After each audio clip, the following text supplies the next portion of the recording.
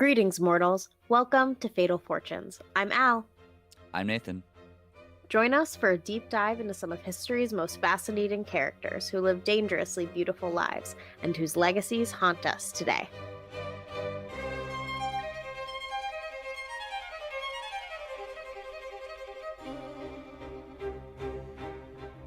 Hello, guys and ghouls and non-binary pals. We are back for another episode of the second season of Fatal Fortunes. And today, Nathan has come to tell us a myth, dare I say a legend, that was of his own, idea that came from his own brain. And I am so excited to hear about it. We have both got our fun wine glasses ready. If you want to see that picture, you can go to our website, fatalfortunes.com, or our Instagram at Fatal Fortunes. And don't forget to leave us a review on iTunes. And now that you can leave us a review on Spotify, please leave us a review on Spotify. It would really help grow our channel. We have 2 episodes left in our final season, in this season of Fatal Fortunes before we take our, spring/summer break. So, Nathan, take it away. All right. So yeah, this is a idea that I had because this fatal fortune might be related to me. And when I heard the story from family, I was like, that is pretty cool, pretty fatal. And the subject we're covering today is Sir Robert Graham. The birth of Sir Robert is a little fuzzy. As we go further back, we find that it is harder to find more accurate history. So the year is circa 1375. So a little context, and there isn't a lot, but Edward III is the King of England currently. And back to the place where Al and I met, the Netherlands, had a horrible flood when the Westfries Sea Wall breaks. And why am I laughing at that? It floods the entire country. But they figured it out. They learned from that one. They got their windmills. They figured it out, and now they're good. 1375, where Sir Robert Graham is born in Kincardine, Perthshire, Scotland. He was the third son of his father, Patrick Graham of Kincardine, and the first son of Aegidius Stewart of Railston. Oh, I love that name. Robert's parents married in 1384, and unfortunately, his father Patrick was killed in 1404 over an argument with Sir John Drummond about his performance of his duties as steward of Strathern. It was just about how he was handling the lands. And you'll see very soon how important that region, Strathern, is. And I'll go into that territory momentarily. But first, a little background on Robert's early life. He was attending the University of Paris in the 1390s. Most likely, it's thought to study for preparation into entering the priesthood. Not sure how that turned out, though, because he did shortly after marry an Oliphant in 1399. Oh, do you think of like Timothy Oliphant? I do want to, yeah. The problem that I ran into so many times was there are so many people with the last name Graham and Stewart and Oliphant that like Stewart, duh, yeah. Yeah. So I wonder if there is some relation there. And Robert also did do some killing later on. He was, however, described as, quote, a great gentleman of great wit and eloquence and expert in law. He's just like me. Wow. Aww. Now on to explaining that territory, onto the land grabbing, the betrayals, all that. So this region of Strathern, the one that Robert's father was killed over, is important because it is a territory in Scotland that was formerly ruled by just one family in more ancient times, around the 10th century. But now we flash forward to the 14th century, and the land is being controlled by Robert's younger brother, Patrick Graham, when he married Euphemia Stewart, and she was the Countess of Strathern. The Stewarts... Oh, so is he ruling by Sir Uxorus? Cool. That is correct. We love when shit ends with just a woman and then there's a power struggle. And then they get married. And Now it's Patrick Graham's.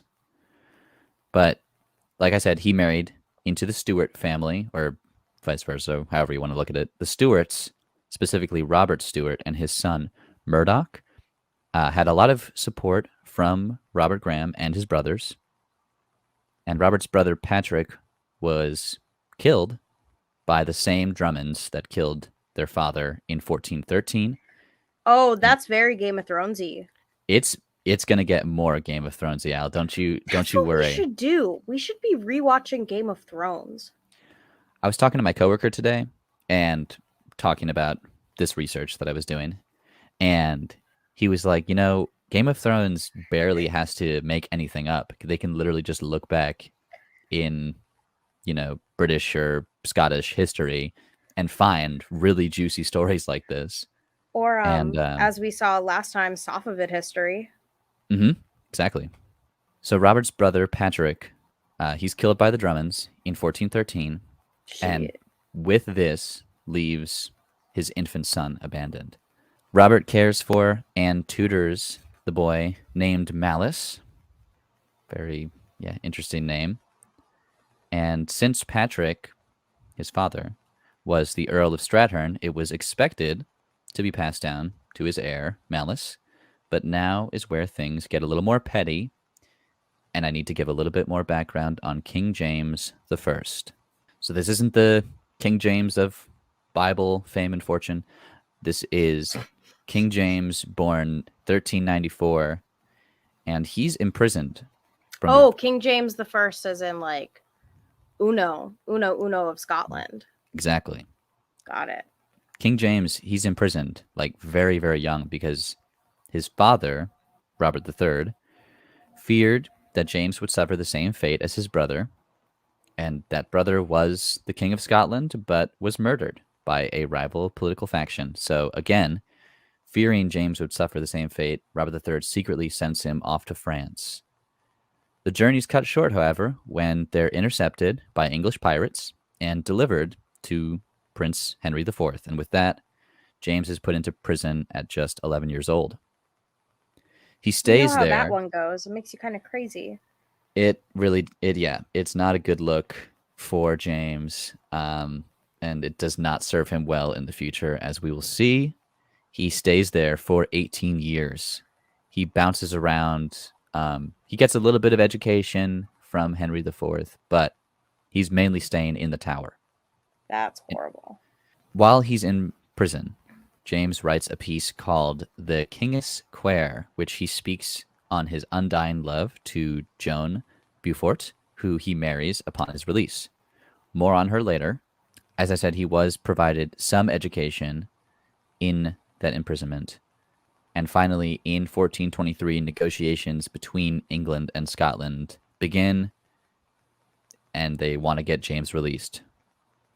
So a year later, he is released, 1424, and he pretty much immediately marries Joan when he is finally released. And then he just starts fucking it up in Scotland. He had these radical reforms in order to get him more power and more land, and began killing a lot of people. Specifically, because he said, "What just happened to me is never happening to me again." he said, I'm going to kill any adversaries. Specifically, he executes his own cousin, Murdoch Stuart, and his two sons for treason. So obviously, the Grahams, who, like I said before, big fans of the Stuarts, they're not happy about that one bit. That execution was carried out of the Stuarts, and Robert Graham was adamantly against King James's return to Scotland and his restriction of influence of the church. Other Scots were not fond of James either, since he fought with Henry V. Even in that prison sentence, he did fight in France at times against Scottish forces. I mean, yeah, I'd do anything to get out the house. Are you kidding? But what a traitor and what a fiend for Yeah, them. I mean, come on. I think he was probably forced to do it. I don't think he really had a choice. Fair. I mean, And of course, I guess Henry IV knew the optics of him fighting against his own people. James makes this preemptive decision to imprison any adversaries, maybe instead of killing them. What mercy he shows, especially after Robert Graham speaks out against King James to Parliament, even trying to arrest him. So Robert Graham goes to jail in 1425. Then in 1427, James receives the very wealthy earldom of Strathearn, taking it from Malice, whose it rightly was, and instead gave it to his uncle, Walter Stewart. To help ease things over a little bit, James did give Malice an earldom, but it was Earl of Menteith at that. It's a much smaller region whose most impressive asset was a monastic sanctuary, the Inchmahone Priory. I How dare actually you? visited those very ruins. They are quite cool, but it's not a lot of land. I do have some pictures. I'll send them over so Nice. that you can see them for Nice. this episode. But having reign over Scotland's eighth largest lake is not as good as the Strathearn territory in the slightest. Obviously, Robert is pissed that his very intelligent, very educated nephew, Malice, was ripped off with that pitiful bit of land. So when he is released from prison in 1428, and there are some accounts that he escaped from prison, but for now I'm just going to say he was released in 1428. Once he's released, he makes pretty much an immediate plan, working on to assassinate the king. Doesn't happen for a while, but this plan was made with the current Earl of Strathearn, Walter Stewart. If you remember, that is King James's uncle. But he also was not a fan of how King James was handling Scotland. So, along with Robert's son Thomas, Robert led a band of Highlanders to Perth, where the king was staying. Specifically, King James was staying at the Dominican Friary in Perth, and on the night of February 20th, 1437, Robert Stewart, which is another Stewart, he allows the Grahams and Walter to enter the friary by removing the bolt. When the friary was breached, the king hid in the sewers, with Queen Joan and her ladies quickly placing floorboards over to hide his location. Catherine Douglas, later named Catherine Barlast, sprang to the door in order to prevent them from entering by placing her arm in the staples of the entrance. However, that didn't work too well, as Robert and the rest just burst through the door, breaking her arm. So didn't work too well for that act of bravery. The group threatened the queen for James's whereabouts as well as her ladies, but there was seemingly no sign of the king. Whilst searching the other chambers, the king foolishly thought that in that silence the coast was clear, and he calls out for assistance, and within moments the killers returned and found the king. Two men confined him into the basement, and the king tried to wrestle them by their throats, trying to steal their knives. Soon enough, Robert and the rest of the group joined them in the cellar and proceeded to stab him 16 times, at least. I mean, yeah, that seems like light, to be honest. I know. I was looking up how many times was Caesar stabbed. It was 23. So, You were looking that up because I was just thinking that. yeah, 23 times. Damn. This is why we do a podcast together. King James couldn't take it. He died after 16, and it is said that Robert delivered the fatal blow. With that band of Highlanders fled the scene into the night. Unfortunately, the conspirators, including Sir Robert, were not aware of how angry that would make the queen. Very vengeful, Robert Stewart, that man who let them in, was tortured to death. Walter Stewart and his sons were also killed by beheading, though not before Walter had a red-hot crown placed on his head. As for Robert Graham, he was found hiding under a rock at the edge of Loch Bach. He fought ferociously, as said, but was indeed captured.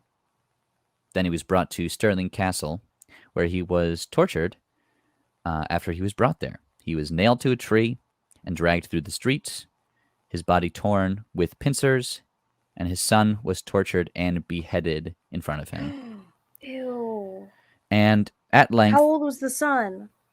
I was not able to find that out. I think Robert Graham, the wild thing about this was that Robert Graham is pushing 60 when he kills the king. Okay. So I'm imagining his son is in his late 20s or We're early not 30s. beheading a toddler or anything. No, this is like a full-grown dude. Before his death, he uttered these final words, quote, "Yet I do not doubt, but that you shall see the day and time that you shall pray for my soul, for the great good that I have done to you, and to all in this realm of Scotland, that I have thus slain and delivered you of so cruel a tyrant." Unquote. Like I said, Graham's sons were also executed through torture in the castle, but his words still rang throughout Scotland as tyranny continued for centuries. And that is Sir Robert Graham, possibly a very distant ancestor of mine. Visited the place where a lot of his relatives were buried.